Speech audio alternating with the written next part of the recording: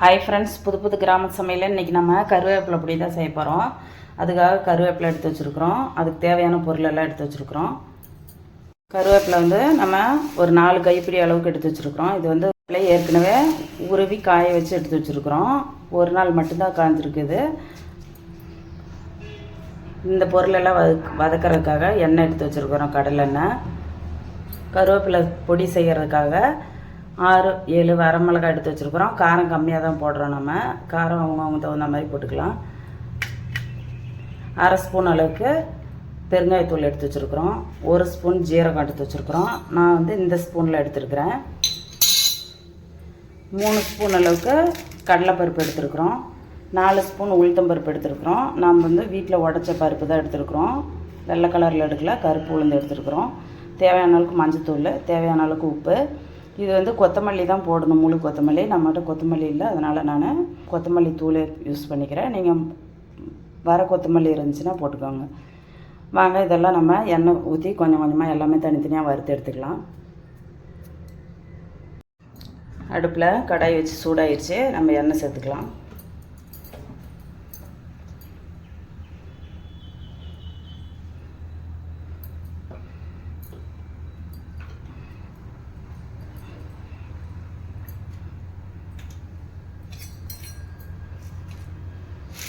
எண்ணெய் சூடாகிட்டு கடலைப்பருப்பு சேர்த்துக்கலாம்.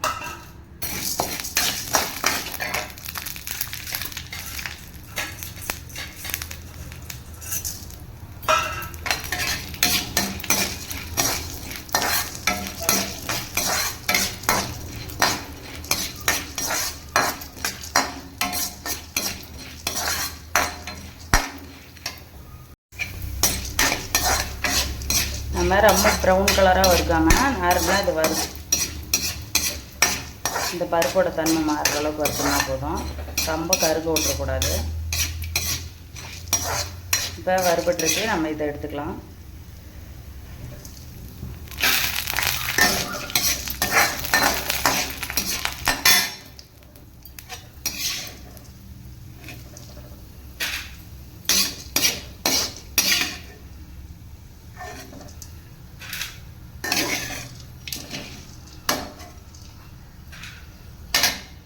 இதுலேயே நம்ம உளுத்தம் பருப்பு வறுத்துக்கலாம்.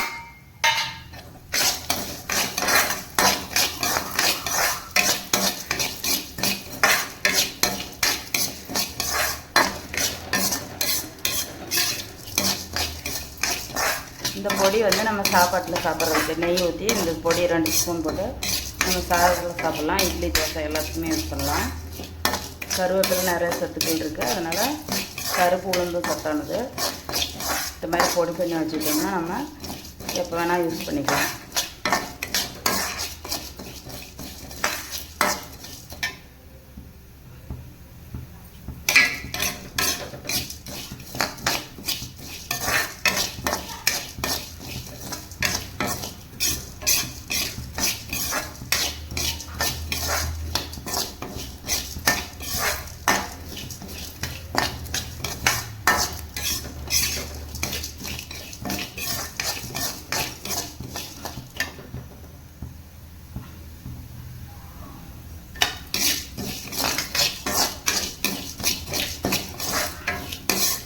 வறுக்கும்போது கொஞ்சம் நல்லா வறுத்துட்டோம்னா நம்மளுக்கு வண்டு உழுவாமல் இருக்கும். நான் கொஞ்சம் நாள் வச்சுருந்தா கூட இந்த பொடி எதுவும் ஆகாது.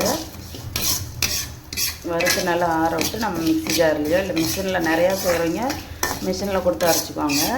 நம்ம கம்மியாக செய்கிறதுனால நம்ம மிக்ஸி ஜார்லேயே நல்லா பவுட்ரு மாதிரி அரைச்சிக்கலாம். உளுத்தம்பருப்பும் வறுபட்டுருச்சு, நம்ம எடுத்துக்கலாம். அடுத்தது நமக்கு மிளகாய், ஜீரகம் இதெல்லாம் போட்டுக்கலாம்.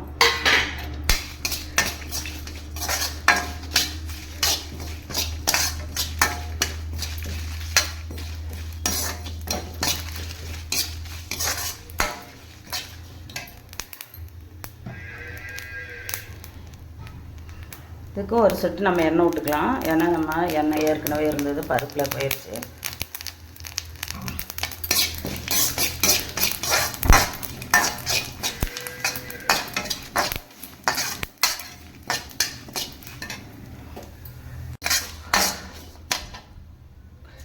பெருங்காயத்தூள் சேர்த்துக்கலாம்.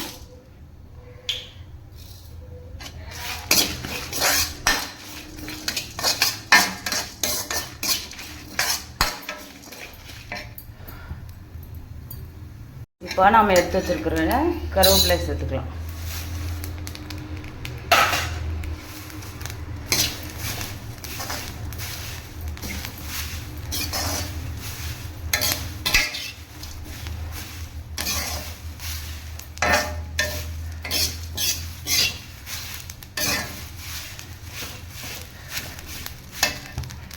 இப்போ உப்பு, மஞ்சத்தூள், மல்லித்தூள் இதையும் சேர்த்து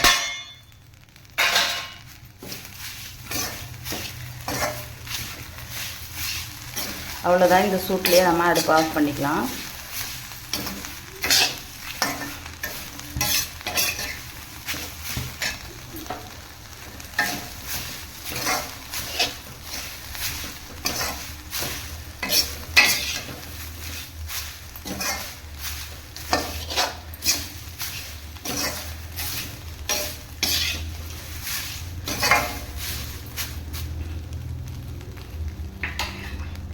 இப்போ நம்ம வறுத்த எல்லாமே ஒன்றா சேர்த்துக்கலாம். நல்லா ஆறின பின்னாடி நம்ம மிக்ஸி ஜாரில் சேர்த்துட்டு அரைச்சிக்கலாம்.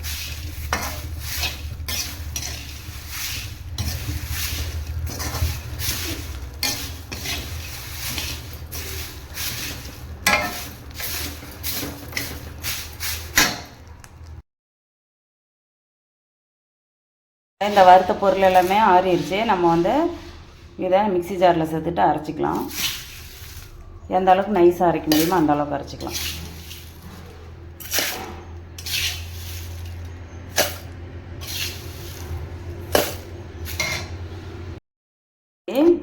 நல்லா நைஸாகவே அரைச்சிட்டோம். இது வந்து இன்னுமே மறுபடியும் ஆற விட்டுட்டு அதுக்கப்புறமா நம்ம டப்பாவில் போட்டு வச்சுக்கலாம்.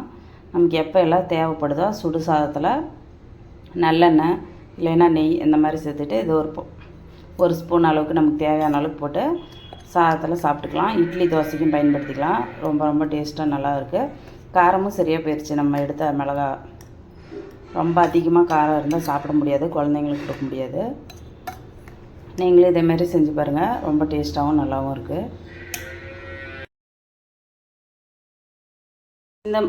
இந்த கருவேப்பிலை பொடி வந்து முடி கொட்டுற பிரச்சனை இருக்கிறவங்களுக்கு ரொம்ப நல்லது. அதேமாதிரி செரிமான கோளாறு இருக்கிறவங்க இந்த மாதிரி நிறைய சத்துக்கள் இருக்குதுல. இது கருவேப்பிலையே நம்ம தாளிப்பில் போட்டால் கூட இந்த குழந்தைங்கள்லாம் சாப்பிடாம எடுத்து எரிஞ்சிருவாங்க. அதனால் இந்த மாதிரி பொடி ஐட்டம் செஞ்சு நம்ம இட்லி, தோசை இந்த மாதிரியெல்லாம் போட்டு கொடுக்கும்போது எல்லாமே வேஸ்ட் பண்ணாமல் சாப்பிட்ருவாங்க. அதனால் நீங்களே இது மாதிரி ஒரு டைம் செஞ்சு பாருங்கள். ரொம்ப ரொம்ப டேஸ்ட்டாகவும் நல்லாவும் இருக்குது. நம்ம செஞ்ச கருவேப்பிலை பொடியை சாதத்தில் போட்டு சாப்பிட்லாம். கொஞ்சமாக எண்ணெய் சேர்த்துக்கலாம்.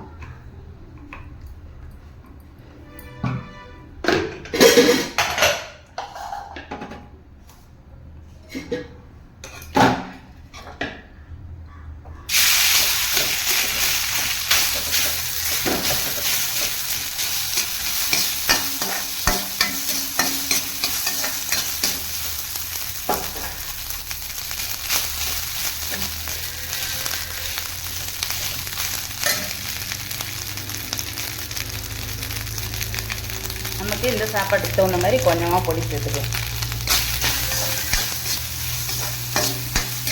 இது நீங்கள் சமையலுக்கு பயன்படுத்துகிற கடலெண்ணெய் போட்டு சாப்பிட்றவங்களும் இருக்கிறாங்க. நல்லெண்ணெய் போட்டுக்கலாம், நெய் சேர்த்துக்கலாம். இந்த மாதிரி செஞ்சு சாப்பிட்டிங்கன்னா சூப்பராக இருக்கும். என்னோடய சாப்பாடு கொஞ்சம் ஆறுன மாதிரி இருந்துச்சு, அதனால தான் இந்த மாதிரி செய்கிறேன். நீங்கள் சுடு சாதமாக இருந்தால் இந்த மாதிரி செய்ய வேண்டாம். அதுலேயே பொடி போட்டு எண்ணெய் சேர்த்துட்டு பொடி மேலே தூவி விட்டு சாப்பிட்டுக்கலாம்.